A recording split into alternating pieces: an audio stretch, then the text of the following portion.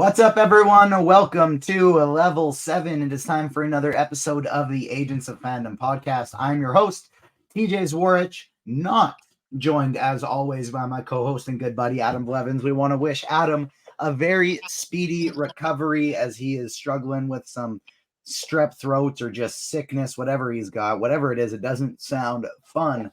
So keep Adam in your thoughts. Hopefully he will be back with us next week, but I still have a very special guest editor at Cinelinx, founder of the Real Outreach charity, and one of the biggest Star Wars fans and experts you will ever meet, Jordan Maison. How you doing, Jordan? Hey, hi.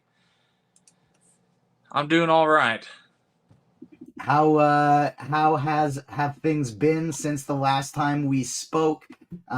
Before we even get into the episode we're going to talk about, spoiler alert, The Bad Batch season 3 has come to a close. The series has come to a close. Before we even get into the episode, what have been your thoughts on this series as a whole, season 3? And how you doing? Any new life updates? Life updates, not a whole lot, just same as always, just working, taking care of kids, charity stuff. It's pretty much all the same. It keeps me busy.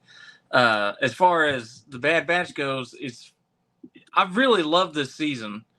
I've really loved Bad Batch in general, which is always so fascinating to me because I never wanted this show. And even in the Clone Wars final season, the Bad Batch episodes, I didn't really care for them then.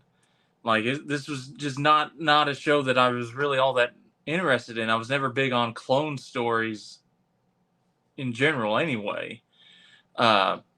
So I'm just so surprised that it's really turned into probably my favorite Star Wars animated show.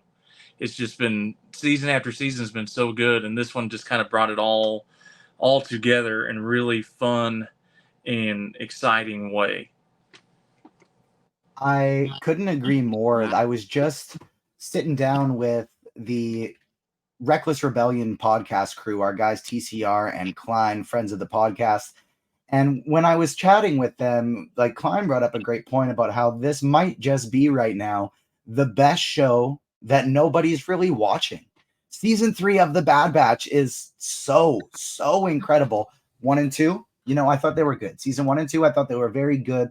I enjoyed them. But season 3 really has been appointment viewing television for me. I think in terms of quality, very comparable to the next show we're going to be talking about, X-Men 97 here on the podcast. And they're just two every Wednesday. Absolutely wonderful shows coming out. And I think season 3 is, I'm with you, one of the strongest seasons of Star Wars animation out there.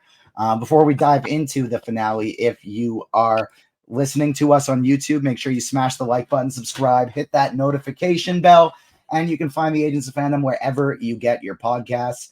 And of course, follow the Agents of Fandom on socials, at Agents Fandom on TikTok and Twitter, Agents of Fandom everywhere else. If you're watching us on YouTube, you can see them at the bottom of the screen here. And a reminder one more time, do smash that like button because the YouTube algorithm, it's a bitch, everybody. It sucks. It's tough. And one of the ways to combat it is by smashing that like button. So please do so. And let's dive into it. The Bad Batch, typically, we get these 20 to 30 minute episodes, but for the finale, Jordan, we got 51 minutes, high intensity, start to finish. What'd you think about the finale?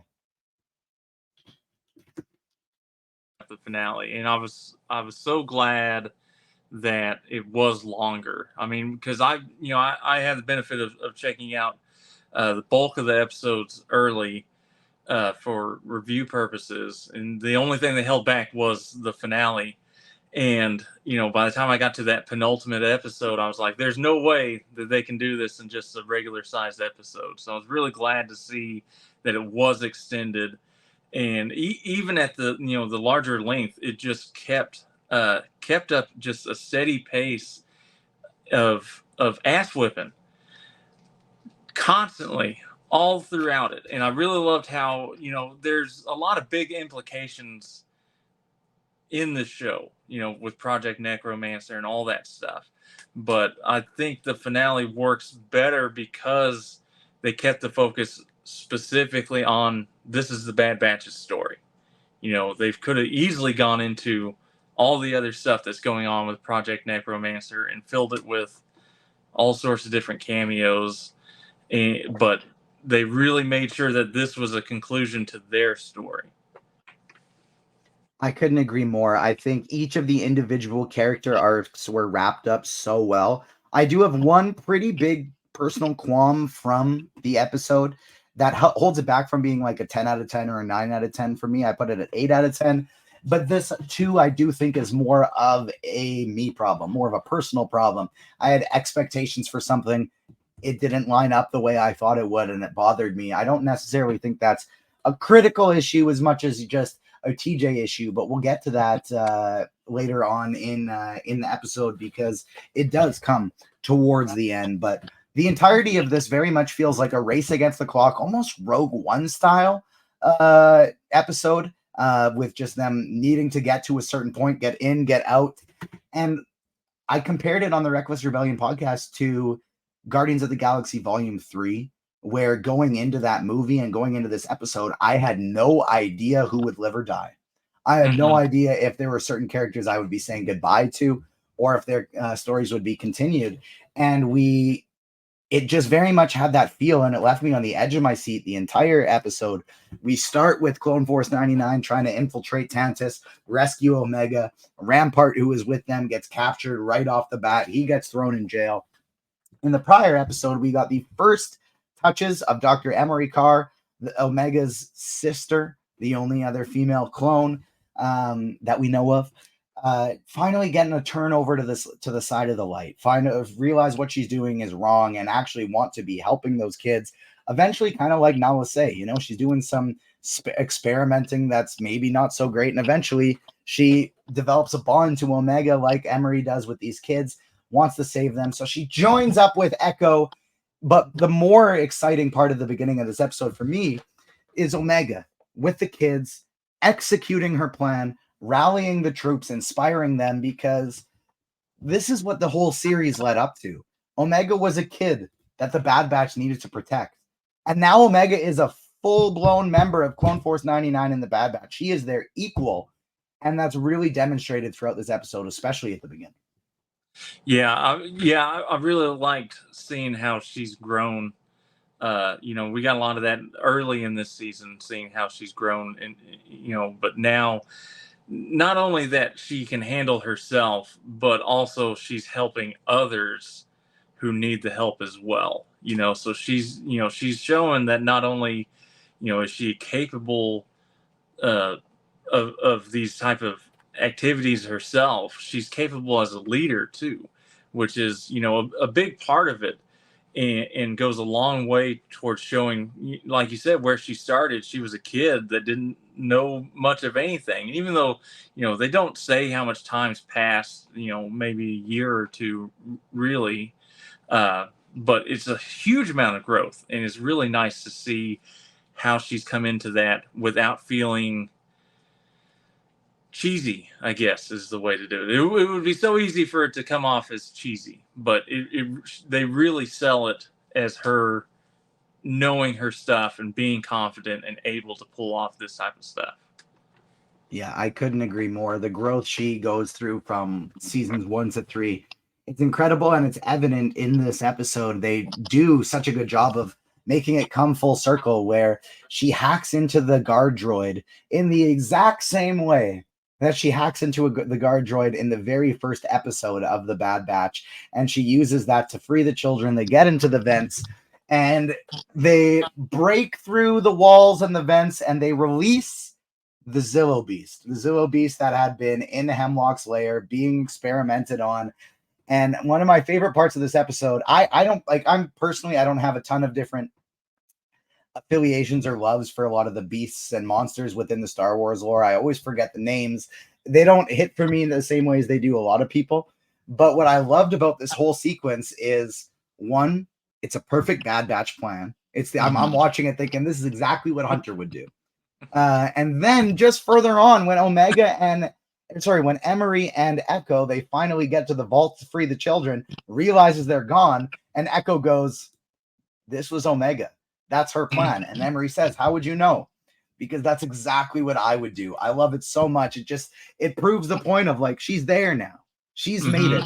What did you think about the whole Zillow Beast sequence? I've always liked the Zillow Beast because I'm a sucker for big monsters, period. And big monsters in Star Wars is always great. So I was excited when they brought the Zillow Beast back previously, because that was a loose end from Clone Wars that we never saw followed up on either. And so seeing the Zillow Beast popped up, what was that, last season, was really neat. And I'm glad that they kind of finished up showing what was going on with that. What I like most, though, and that I think was really important, is that it pretty much got out of there as quick as it could. Like, this is exactly what a monster who's been, trapped would do. It doesn't stand around. It doesn't just, it causes tons of damage on its way out, but then it's out and it's done. It's, it's out of the story, which, it would have been easy to focus the whole episode around what it's doing. And I'm glad they didn't detract that focus away from everything else that was going on. Yeah, I couldn't agree more. And they finally get through. Echo clues in on the plan, and so they meet up. Echo, Emery, the kids alongside Omega. They go to free the set of clones. I got ahead of myself a little bit. They send Emery with the kids away to Pabu, the planet Pabu, where they got some safety over there, and that kind of completes Emery's arc. And I like that it focuses on the main core that we've been with through the 3 seasons for the end. And Emery, who was a very integral part of season 3, she gets her growth. She decides she wants to leave the Empire. She cares for the kids, and she goes to do that. And then we get our final focus on Omega, Echo, and them having to go save the Bad Batch because Wrecker, Crosshair, and Hunter are getting absolutely torched as all of this is going on. They're trying to infiltrate Tantus. They're trying to get through. Things are going great for Omega, Omega, Emery, and Echo. Not so much for Hunter, Crosshair, and Wrecker. They're getting beat up, barely getting through. Crosshair wants to activate, they call it Plan 99, where he essentially wants to sacrifice himself so that the other two can get through and save Omega. He's feeling tons of trauma and tons of guilt. His hand is shaking. He's not making any shots. He wants to sacrifice himself. They don't let him. They all go through it together. And while they're rallying, it looks great. They get captured. Hunter gets smashed. Wrecker gets electrocuted. And Crosshair, his shooting hand gets chopped right off. Man, I wasn't expecting that. That was dark. I mean, there were a few things in this episode that were really quite dark. Him losing his hand was a big one. But I do like how, because from their introduction, even in the Clone Wars, the whole point of them was they're these super badasses and could handle anything. And, so to see that they're at a point now where they're getting their butts handed to them, I think is important to see. It shows, for one, it shows because they talked about through all the seasons that they're tired. They want to be done fighting with this war. And you can see that, even as good as they are, you can see that the cracks are starting to show. They're tired because this is all they've ever done. But they're still willing to go through it to protect their own, which is, really nice. But I do like how the contrast was Echo and Omega, who are still the ones most wanting to continue to fight. Echo went off on his own with Rex because he wanted to do more while everybody else is kind of done. And so you see that now the people that, want to do more are continuing to step up, and you can see how the Bad Batch themselves are, getting lower and lower on that. So it was a nice visual for that, on top of adding some really awesome action moments between them all. A very cool passing of the torch from the Bad Batch being the ones that are fighting to Omega, to Echo. I really like the way that they did that as well. And they get captured, they get tortured. They're electrocuting Hunter. They're very Winter Soldier-esque. He wants to make them ghost troopers. We've seen the ghost clones, ghost troopers, whatever you want to call them, throughout the episodes of season 3. I like to call them the Inquisiclones, because they're clones that look like Inquisitors, but they're basically clone versions of the Winter Soldier, where the Empire is experimenting on them, making sure they comply the same way the Winter Soldiers from Marvel would. And as this is all going on, they're trying to turn him into that. And Hemlock, he gets called away from Tarkin. Tarkin is on the phone. He's giving him the, hey, Papa Emperor Palpatine, he's pissed. You're not doing a good job anymore. What's this about you getting infiltrated? We're heading over there to see what's going on. I get big Kylo Ren with oh my goodness, what's the Hux? guy's Hux? Yes, I get big Kylo Ren and Hux vibes from from Hemlock and Tarkin, where Tarkin's basically like, I don't care, I don't want them to win, I just want Hemlock to lose. He doesn't like him. Hemlock was telling him off earlier in the series. Tarkin doesn't like him, so he wants to go over there and shut him down. But all of this is going on. And on the other side, again, we have things going better for Omega and Echo. They go and find the clones. They free them. They inspire them. None of their brothers left behind. They're going in to save Hunter. But along with them is Nala Se, the Kaminoan scientist, who was also in there. She gets reunited with Omega, pardon me. They get the really nice reunion. And she says, like, I can't let my research stay in the Empire's hands. I don't like what they're doing. I need to go destroy it. So she goes to do that.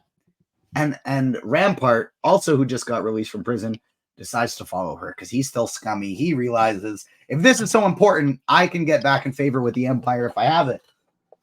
This leads me to the part of the episode that I dislike, that drops it from like a 9 to an 8 for me, or a 9.5 to an 8.5 for me. And that's because, to me, it seems like the purpose of this show, and why it's still at an 8, I think it's like the most part was incredible, because it's like you said, each of these characters, it was their story and their arcs were tied up beautifully. But it seemed to me like the purpose of this show was answering the question to somehow Palpatine returned, or if not answering it, pointing us in that direction. And we get that with Project Necromancer. We get Palpatine in season 3 going up for updates on Project Necromancer. And then Nala Se successfully blows it up. Rampart pulls a gun on her, and she gets shot. She drops a grenade. All of the data is blown up alongside with Nala Se and Rampart. To me, this could have been solved with, you have somebody sneaking by with a flash drive and you see them leave and get away with the data, so you know that Project Necromancer, it's alive, and that eventually somehow leads to the research being restarted and Palpatine comes back. Or the way I would have done it, and that's actually why it's a qualm for me. Usually if I have an issue, it's like, I don't love that, but I don't have an answer. I'll just go, okay, whatever. That must have been really difficult. I'm wrong. It might have been as great as they could do. But I actually think that would have been a lot better if, to tie the knot up of, well, Omega needs her own journey without the Empire chasing her. And that can't happen if Project Necromancer exists. They'll always chase her. She's the key. Her DNA is the key. Yeah. I think the research shouldn't have exploded, but somehow in the chaos, the Bad Batch should have faked her death so that she would no longer be on the run. The audience thinks she's dead until she's revealed to be alive. The Empire thinks she's dead, so they're not chasing her anymore. And the research for Project Necromancer lives. It can, in the future, connect to Palpatine. Omega's not being chased anymore because the Empire thinks she's dead. That's probably how I would have done it, but to me, it felt like a waste. All the focus on Project Necromancer just for that data to be destroyed. What did you think? Well, I don't necessarily have a problem with the data being destroyed, because I think they've established enough at this point now that clearly that wasn't the only place they were doing stuff. Because even in Mandalorian, we saw there was a cloning facility, research facility there on Navarro that Yeah. Gideon was using, and of course we know Exegol is the main one that Palpatine ends up using down the road. And I think that some of the implication is that he's, Palpatine never puts all of his eggs in one basket, and he's got multiple things going. And I think, maybe Tantus at that time was the most promising of what he had going on, but he's not necessarily losing everything. I will say that I think it would have been a great time to expand on it a little bit, like show some of the research. Like they're still being very secretive about all the stuff, and I'm sure some of it will come up later, but it's like you build it up, and this is the perfect moment when Rampart's there saying, hey, let's see what's so important here, to reveal some of that to the rest of the audience.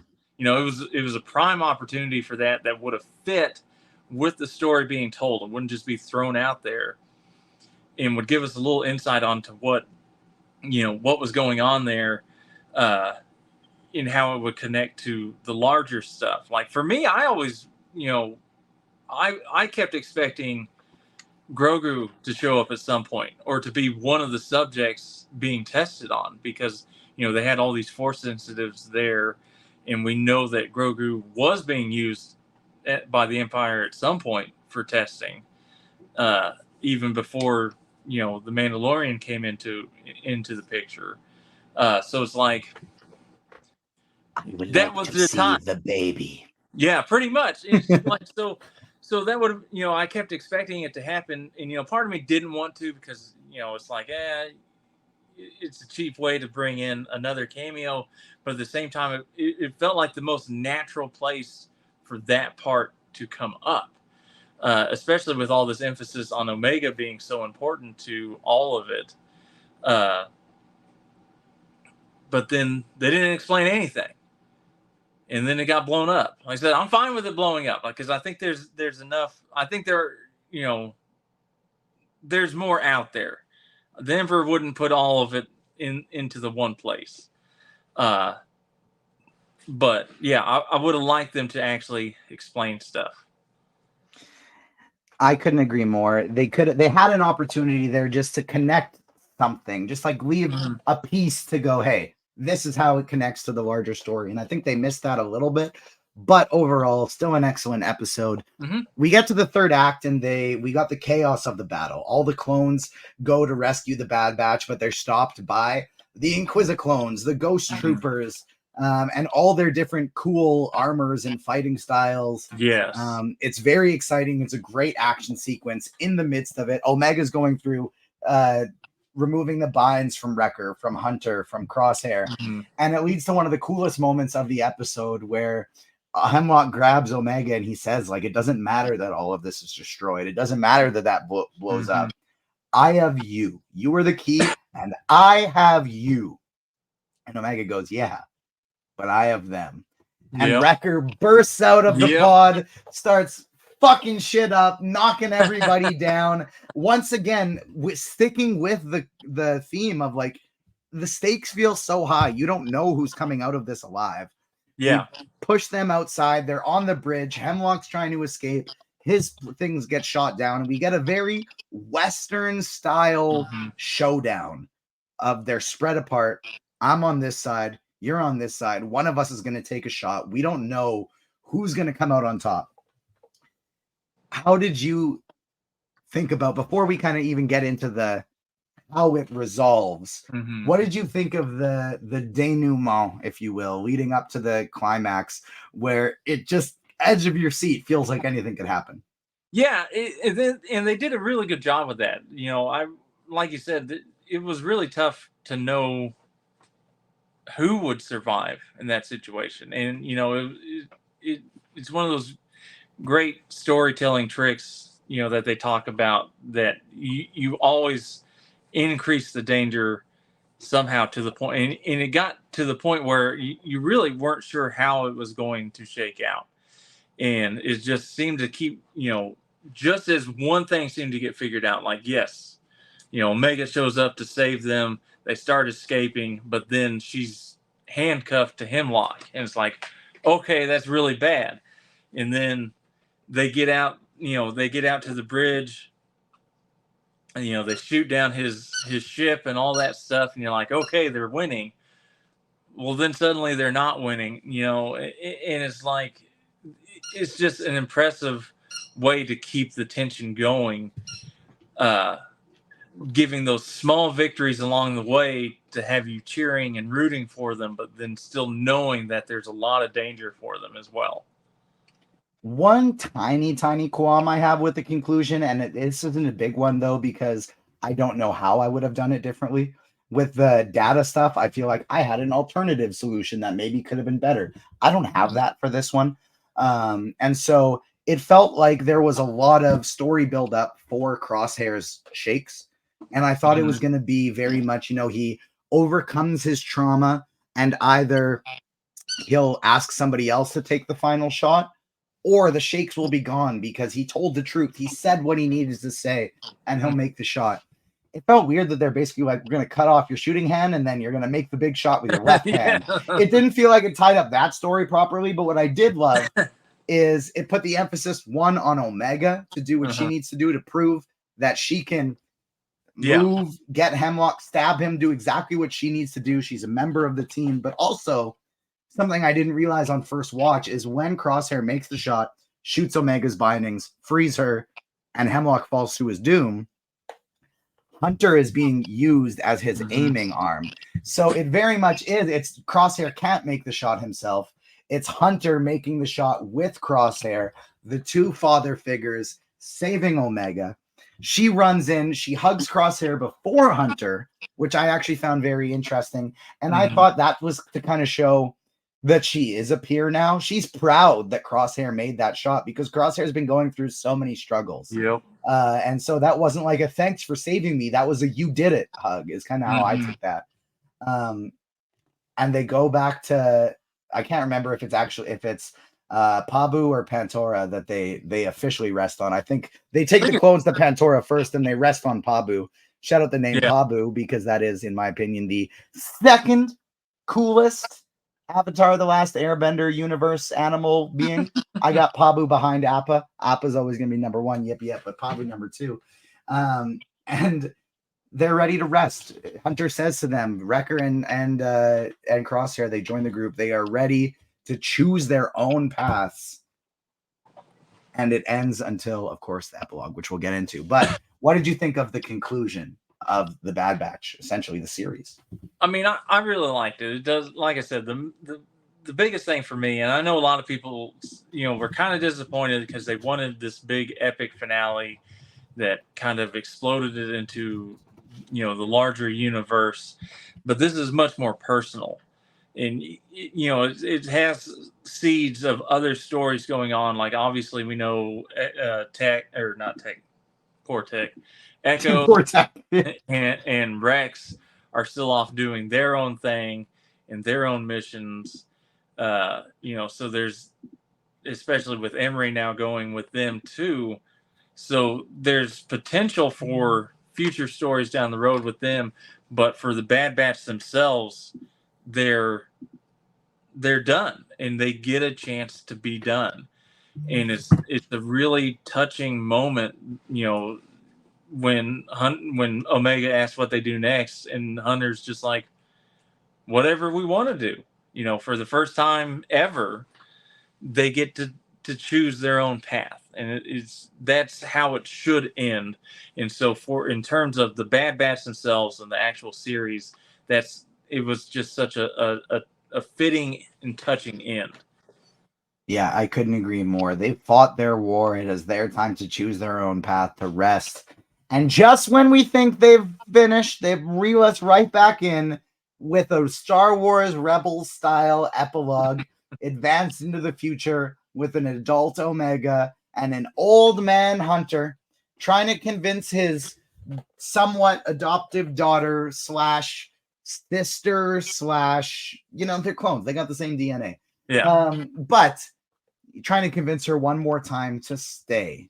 Whereas Omega, she wants to go fight in the war. She wants to help the rebellion. She says the rebellion needs pilots. And even though Hunter like he always has throughout the series, is saying, hey, don't do that. We got to keep you safe. At the end of the day, he knows he's going to let Omega go. He knows at this point he could not stop Omega from going. And it's her time to fight now. Their time to fight is over. It's her time to fight. And I would have just been satisfied, with an ending. It's done. I'll move on. If it weren't for this epilogue, because this epilogue tells me now, it's giving me the same itch that I got from Star Wars Rebels. I need to see these characters again now. I don't necessarily need to see the Bad Batch. They're old. If we get some old man Hunter coming in to save Omega one time in the future project, great. I won't complain.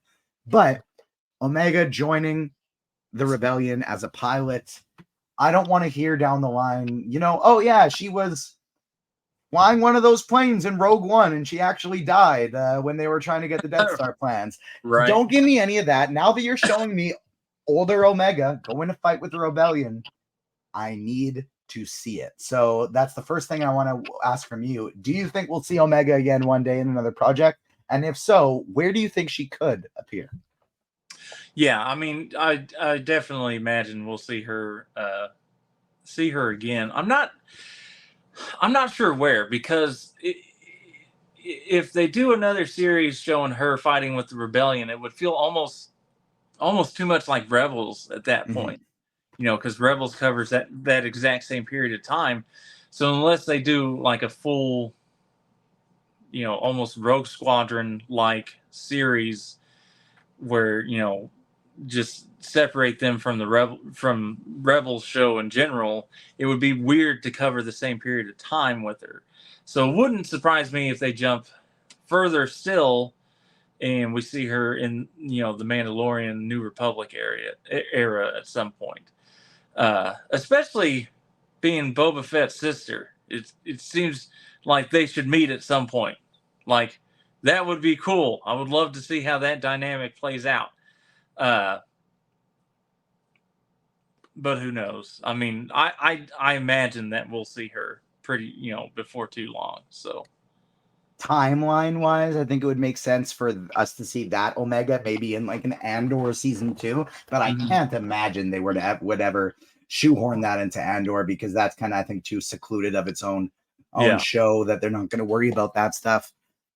Ahsoka season 2, maybe, if not much of I don't know how much of that story will take place in another galaxy. So I think that's dependent on it. But maybe the Mandalorian and Grogu movie, maybe a season 3 of the Mandalorian. Maybe this was a shout out to my guy Klein from the Reckless Rebellion podcast. This was his idea, but I would love the next place for us to see Omega in the third Star Wars Jedi movie, along with Cal Kestis with the Path. I think that would be a great place to see Omega. Next question for you. We don't know, and final one actually before we get out of here. I don't know much. We know the Acolyte is coming. We know Skeleton Crew is coming, but we have no idea when. We don't know much about, other than Tales of the Empire, which of course drops tomorrow, because this is coming to podcast feeds on Friday. So oh yeah, there we go. Yeah, 2 days now from recording, tomorrow from the time we release this. Other than that, we don't know what's coming for animation, really. We don't know what the next thing is. And I think I'm putting 2 and 2 together, because without giving any spoilers for Star Wars Tales of the Empire, I will say I was at Calgary Expo this past weekend, and Diana Lee and Santo, the voice of Morgan Elsbeth, was there, of course, one of the characters featured in Tales of the Empire. And somebody asks her, Morgan Elsbeth is from Dathomir. She's a Night Sister. You know who else is from Dathomir? Ventress. Do they know each other? Have they interacted before? Do you think they'll interact in the future? And she goes, I don't know what I can say. I feel like Dave Filoni is looking over my shoulder and he's gonna tell me not to be saying anything. Well, I obviously won't talk about anything in Tales of the Empire other than, I've seen it. I enjoyed it. I don't know why they picked those specific stories for sure, but I still enjoyed them. But there's no Asajj Ventress. You don't got to worry about Asajj Ventress in there. It's not stories about her. And so why couldn't Diana Lee and Santo talk about Asajj Ventress and Morgan Elsbeth unless she knew of something? So I believe my take is I think one of the next Star Wars animated projects we get is an Asajj Ventress series. Oh yeah, it definitely feels like a setup for something with that, and it would make a lot of sense, especially I've always because Kenobi essentially confirmed that Quinlan Voss is still around and part of the path, helping Jedi escape, and it would make sense for Asajj to pop up and be part of that as well. We even saw, because she essentially just her small role in Bad Batch was, she's on the lookout for these other bounty hunters tracking down force sensitive kids. And that's what she's doing now. So it's not a big jump that she would be part of the path either. And yes, her connection to Dathomir and everything else is a lot of big storytelling ground, especially as the witches are going to apparently playing a huge part in how Thrawn's return and all that stuff.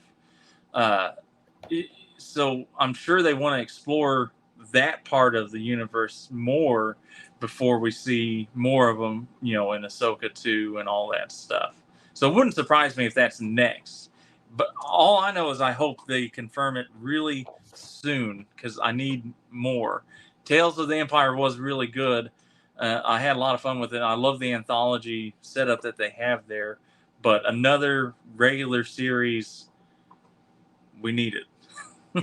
Yeah, I couldn't agree more. Star Wars animation is too consistently strong for us to not have a show every a few years to latch onto with that. And there are so many stories they could go with. And I do think, and this is another thing we talked on the Reckless Rebellion podcast, a show involving the path would be very interesting because every time we learn about it, whether it be Kenobi, whether it be the Star Wars Jedi games, it seems to be bigger and more than we know. And so I think that would be a very interesting story to dive into. Finally, before we transition to X-Men 97, say goodbye to Jordan. Jordan, where can the people find you on socials? And what is Real Outreach and where can the people donate? Real Outreach, I'll start with that one. That is my little movie charity organization. We take kids from different foster agencies and child advocacy centers to see the latest movies in theaters because that's not something they normally get the chance to do.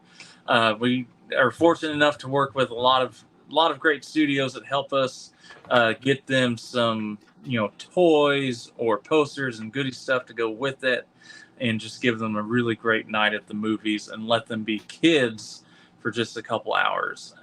You can find us at realoutreach.com, REEL. And that's pretty much the handle we use on all of our socials as well. We have, if you check out any of our socials or webpage, you'll find plenty of links to donate on there. We just wrapped up one fundraiser, but we'll be doing another one before too long. For me personally, you can find me pretty much everywhere using just my name, Jordan Maison. That's pretty much what I go by everywhere. You can find me on Twitter, Threads, Blue Sky, Instagram. It's all under Jordan Maison. Well, thank you so much for joining us today, Jordan. I always love getting to chat about Star Wars with you because your knowledge is next level and, of course, a great person. So check out Real Outreach as well. It's an awesome cause. It's like you said, letting kids be kids. And I love that. Thank you so much for joining us today. Thanks for having me. I appreciate it. Absolutely. And we are transitioning now from Star Wars, finally finished with the Bad Batch. No more Bad Batch for us. We are on to X-Men 97, and I bring in my fellow agent who was hiding behind the scenes, host of the Comic Corner, Damon Gray, here to chat some X-Men 97 with me. How you doing, Damon? Dandy.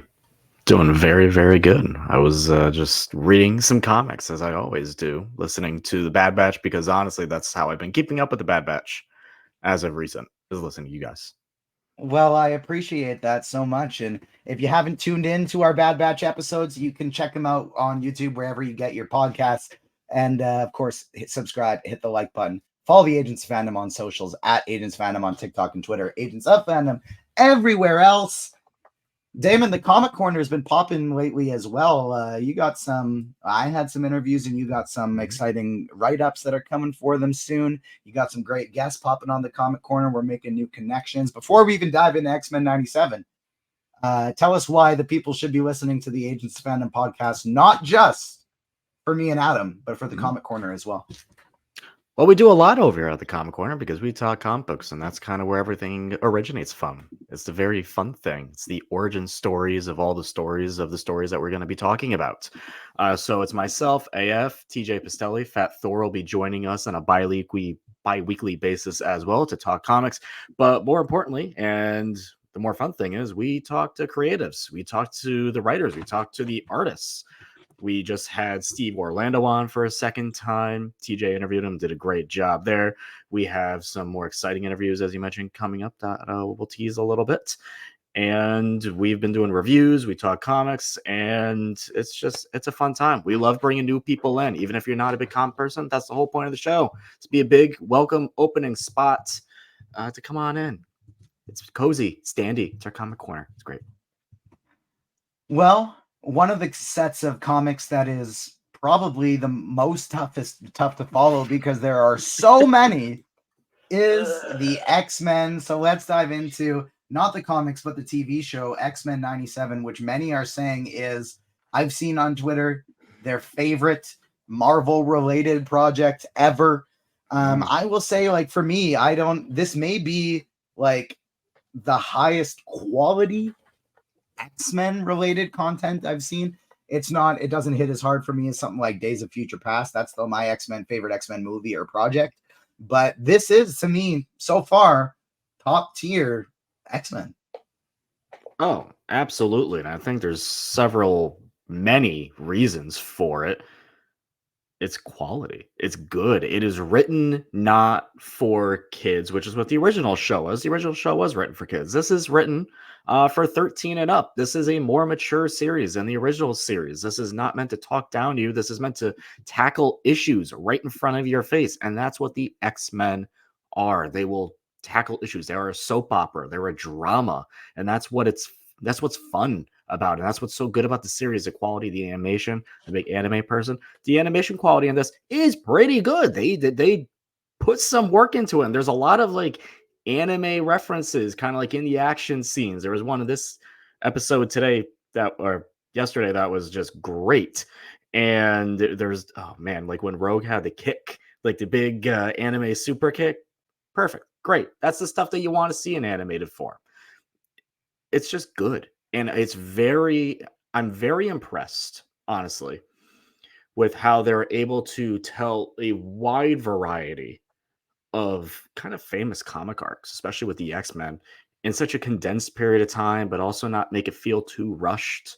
Also, it's very impressive, and I love the monologues that almost every episode has too. It's just phenomenal. And there was one in this episode again, one in this one again. That is, it's up there. And it feels like each episode is somehow better than the last. It just keeps getting better and it keeps getting better. It's just quality. It really is. It is up there with some of my favorite Marvel Studios projects ever. I don't think it's number one. I don't think it can ever be number one unless, a couple characters make an appearance just for me. But, that's it. I'm not a big X-Men person either. Honestly, like we talked about this before. I've read some X-Men books. When it comes to the X-Men movies, it's like, but this is just good. It really is. It's just good. Couldn't agree more. And before we dive in, or I guess not, like, let's now dive in, but Cable, at the beginning of this episode, Nathan Summers, the son of Madeline Pryor and Scott Summers, which is now revealed to the world, he explains the villain of the series, who's been behind the scenes, pulling all the strings, named Bastion. And I won't go into all the details because it's big, it's long, and if you want to know all about him, you can read Fat Thor's article up on agentsfandom.com, Who is Bastion? But essentially, there is a villain cyborg sentinel from the future, from the original 90s animated show, named Nimrod. Hell of a name, Nimrod. And this was created by Master Mold. And essentially, with the similar techno virus that Cable has in the future, this code within Nimrod is born and created as a part human being, part sentinel, part human being, cyborg from the future, all knowing, all powerful. And that's Bastion. Weird.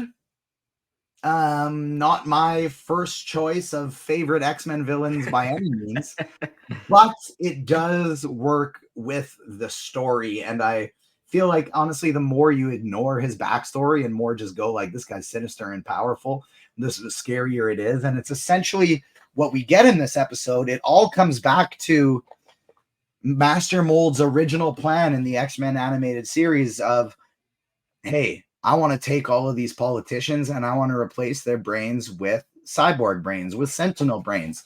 We see it happen with Trask 2 episodes ago, and now it is full blown happening in this one.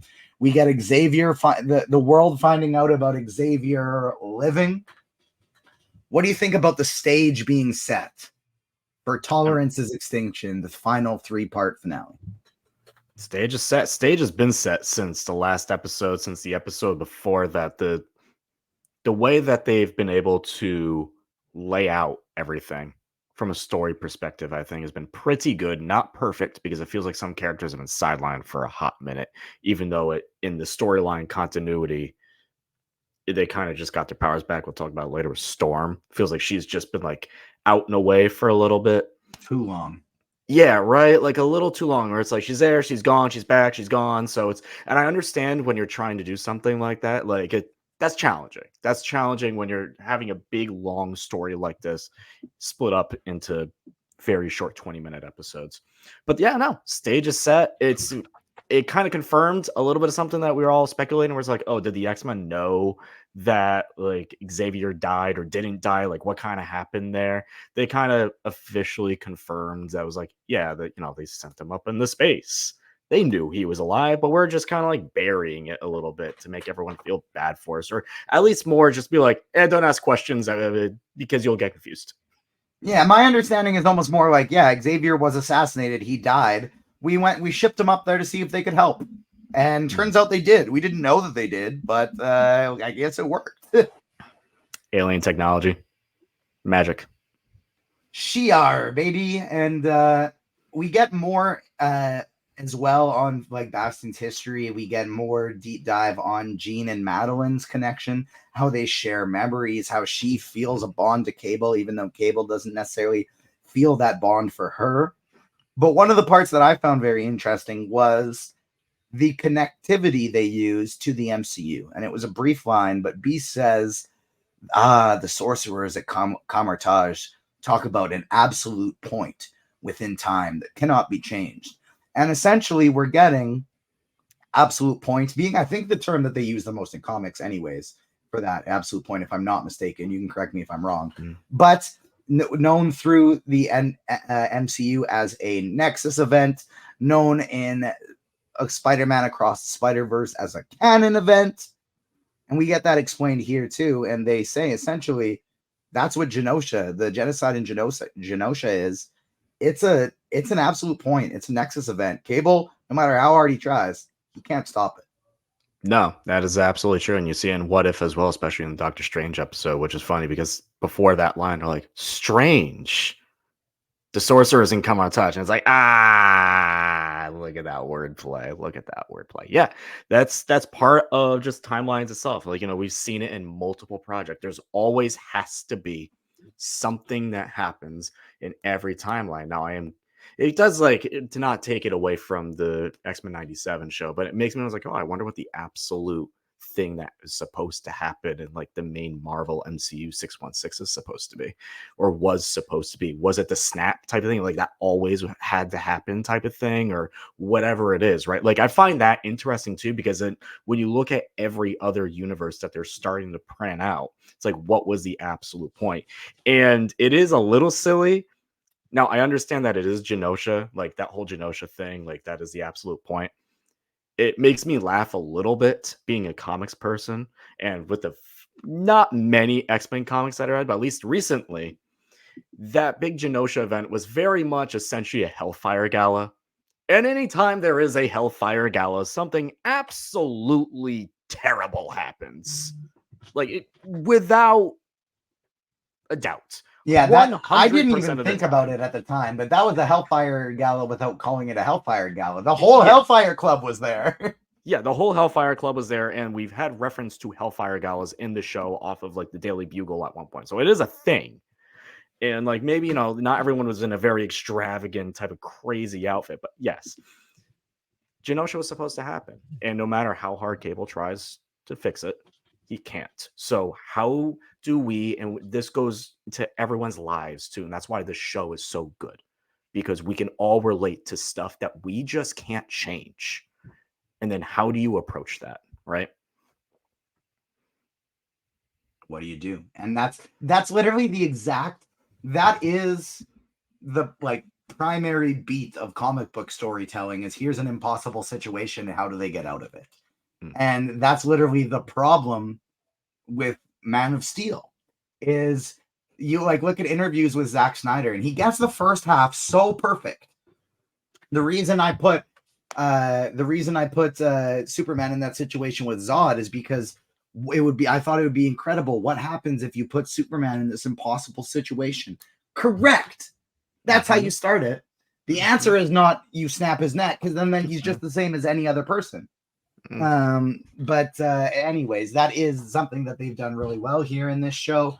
There's a few more tidbits that kind of move the plot around. You know, you got Dr. Cooper there. She was involved the whole time. She feels bad about it, and so she helps free Magneto. Great. Kudos to you. A little bit too late, lady. And you have all the human beings, including Beast's little lady friend, turning into a Sentinel, just like Trask. But I want to talk a little bit about all the cameos we got here, because they just peppered them in, and they peppered them in quick. Oh, they promised cameos too. They did. And you can check our interview with Brad Winderbaum, Marvel Studios head of television and streaming and animation, up on our YouTube page and agentsofandom.com, where Brad said to me, he said, look, the original series had cameos. This one will too. We had Captain America last week, and this week they kind of threw in a Masters of Evil situation. Like, they kind of like, is that what that was? Is Bastian is part of that group where he's got a call with Baron Zemo? He's on a call with Doctor Doom. Two major villains. The major Marvel villain pops in on a screen, and it has a really cool cameo. We get the Silver Samurai. We get Omega Red being thrown back in to the fold. And of course, the biggest one, Spider-Man from the 90s animated series. Now, I got to admit, I'm not actually that happy about it. I don't really care. Because what I want so bad, I've been clamoring this the entire series. I've been saying since before it started, I want this cameo so badly to be Spider-Man. That better not be it. That better not be the only Spider-Man cameo we get. Now, I don't need it in season 1. Season 1 is a very clear story that they're telling. He doesn't fit in it. He better show up in season 2 with a role. It better be voiced by the same guy. To me, like, this just kind of seemed a little wasteful of, like, what was the point, you know? I wouldn't say wasteful. Let's put a little positive spin on this, right? The door is open. Mm-hmm. The door is open. We've acknowledged that Spider-Man from Spider-Man 92 is still here. He's still and there, if we want to progress with it, if you really want it, you know what? The door's open. Maybe it'll work. Maybe it'll happen. Especially because we do know Marvel Studios does have another animated Spider-Man project coming out. Probably don't want 2 of it out at the same time. Could confuse people, if and that. But the door is open. So even if this is the only one from this season, hey, next season when all this craziness gets settled, and Spider-Man's like, hey, I was swinging through New York when everything went black. What the hell happened, guys? There we go. Now we have like a reason for him to enter the mold, right?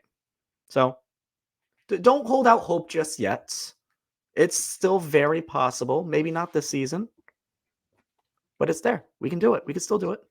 The hope is still there. The hope is absolutely still there. It just felt a little bit of like with that character, it's just like I need more. I almost like if I haven't had, I'm craving pizza so bad.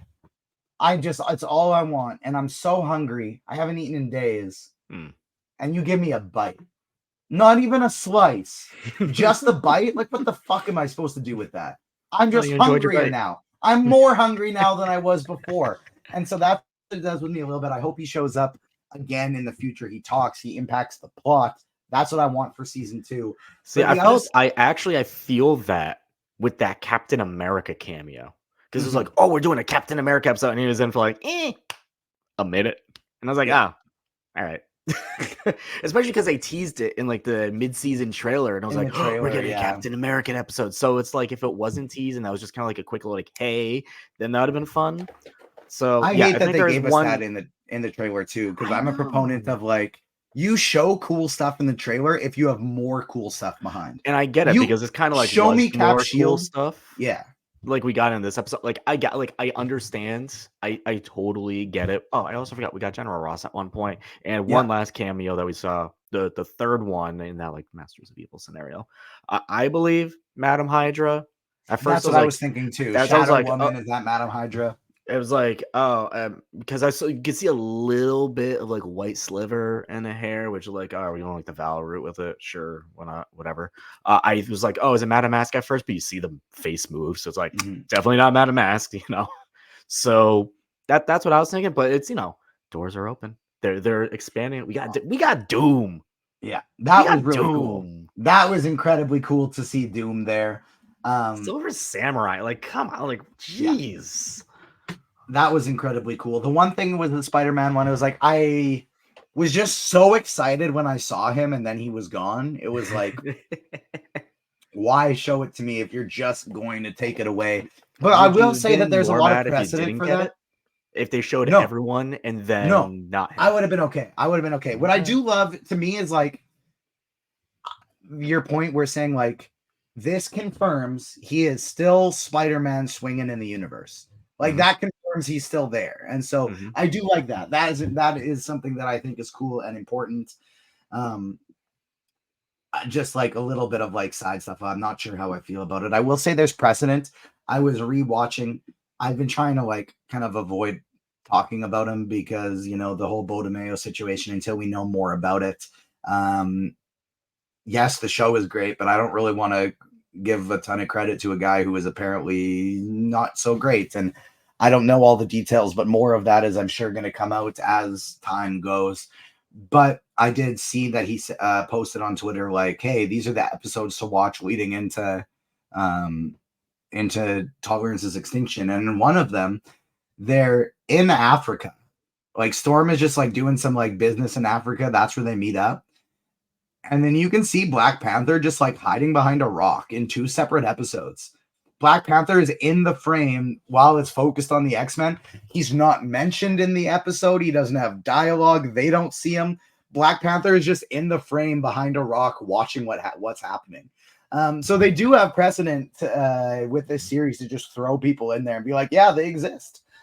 Here they are. So that's a whole original series. I mean, we did the Rogue story with Carol Danvers, who was Ms. Marvel at the time, right? Like they've done that. This isn't that was one of the many cool things about this series. Like we had the whole Scarlet Witch Quicksilver original backstory was in the original X-Men show.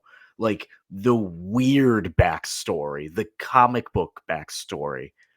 They did that here. So it's like that there's precedent for them to just like absolutely go nuts. One of the interviews I had from Calgary Expo was with Larry Houston, the director of the original animated series. And just to tease, that's going to be coming up to the YouTube page and agentsofandom.com soon. But that was one of the first things he said was when he was making X-Men, the animated series, he didn't want it to be a TV show. He wanted it to be a comic book on the screen. And he very much succeeded. And I think it's one of the reasons why so many people love the X-Men today.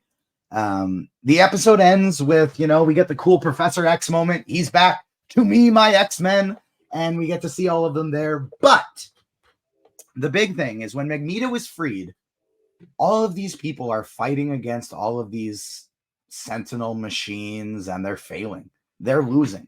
All these human Sentinel machines are causing chaos, and they're losing.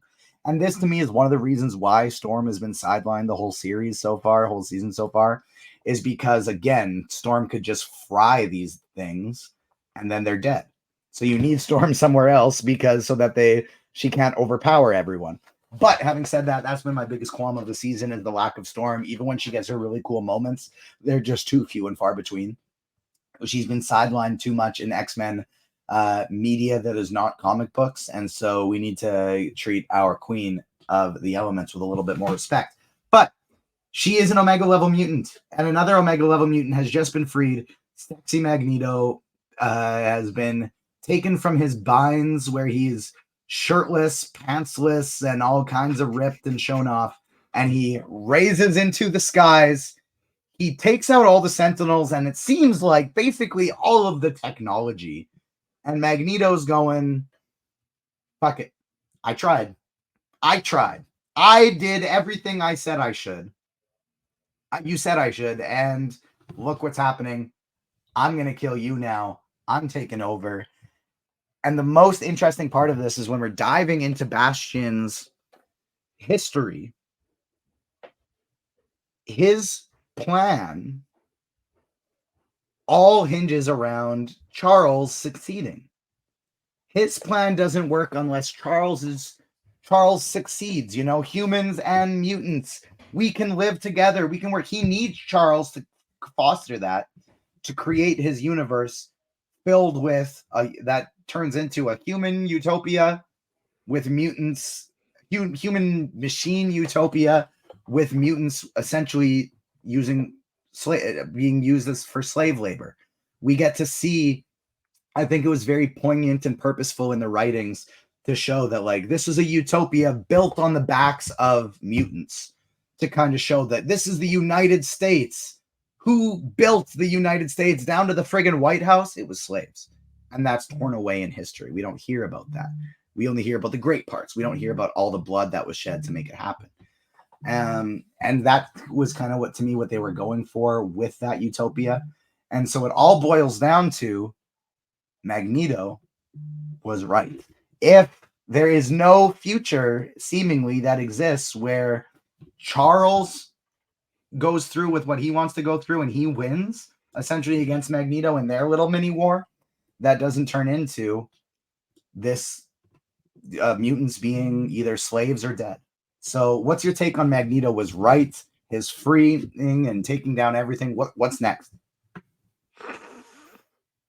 Man. Well, I think you don't have to answer all of them, just whichever one of them spoke to you. Yeah, so I think one of the coolest parts just about that whole thing is how he was able to do it, right? The master of magnetism going to the North Pole. What do you do in the North Pole? He just completely screwed with the polar magnetic fields of Earth. All of it. That's how he was able to take it down. That is just the concept of that, almost like a scientific thing. I'm just well, how is the Earth still spinning after this? Because he just completely screwed with everything, so nothing works anymore. That's this is wild, right? That is Omega level mutant, right?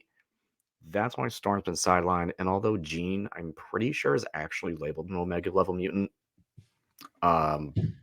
Jean doesn't really count because Jean hasn't really shown it. Jean hasn't shown the ability to control her Omega level powers buried within, whether it's the Phoenix, whether it's her own abilities.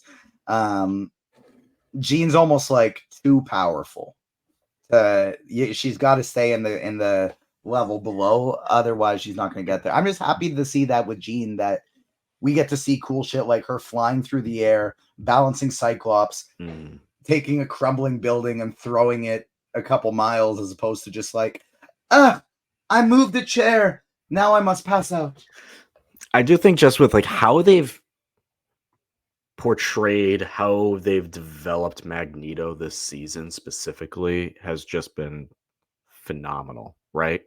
Even when they showed him being freed, what do they zoom in on? they zoom in on his his marking, tattoos. on his tattoo, right? Like a reminder of everything that he's gone through to get to this point where he is, just why he is the way he is. It's so like I just can't get over how mature the show is, and what, like, I don't think we were all expecting this, honestly. We just were like kind of expecting a revival of our childhood X-Men show, and it's just been so great, like week in, week out.